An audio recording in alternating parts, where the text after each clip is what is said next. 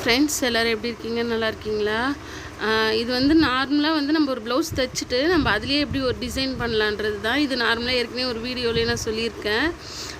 தைச்ச ப்ளவுஸில் ஒருத்தவங்க டிசைன் ஒரு அக்கா டிசைன் பண்ணி கொடுக்க சொல்லியிருந்தாங்க. சிம்பிளாக போதும்னு சொல்லியிருக்காங்க. இது ஒரு கோல்டன்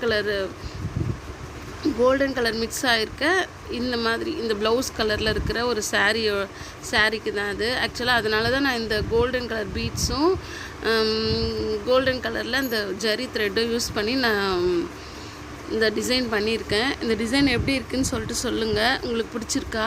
அது மாதிரி நம்ம தைச்ச ப்ளவுஸ்லேயும் இந்த மாதிரி பீட்ஸ் வச்சு கூட சும்மா சிம்பிளாக ஆரி மாதிரி ரெடி பண்ணிக்கலாம். அந்த ரன்னிங் ஸ்டிச் மாதிரி வந்திருக்குல்ல, அது வந்து நான் மிஷின்லேயே தான் ஜரி த்ரெட்டை வச்சு போட்டிருக்கேன். இந்த டிசைன் எப்படி இருக்குதுன்னு சொல்லிட்டு சொல்லுங்கள். உங்களுக்கு பிடிச்சிருந்ததுன்னா லைக் பண்ணுங்கள், ஷேர் பண்ணுங்கள், கமெண்ட் பண்ணுங்கள். உங்கள் ஃப்ரெண்ட்ஸ் அண்ட் ஃபேமிலிக்கு ஷேர் பண்ணி விடுங்க ஃப்ரெண்ட்ஸ். தேங்க்யூ.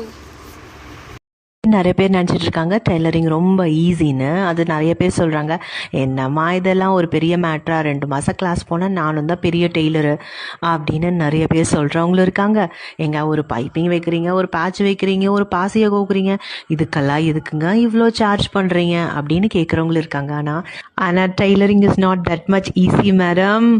பயங்கரமான பொறுமையும் அநியாயத்துக்கு ரசனையும் இருக்கிற ஒரு ஆள்னால் மட்டும்தான் அந்த டெய்லரிங்கில்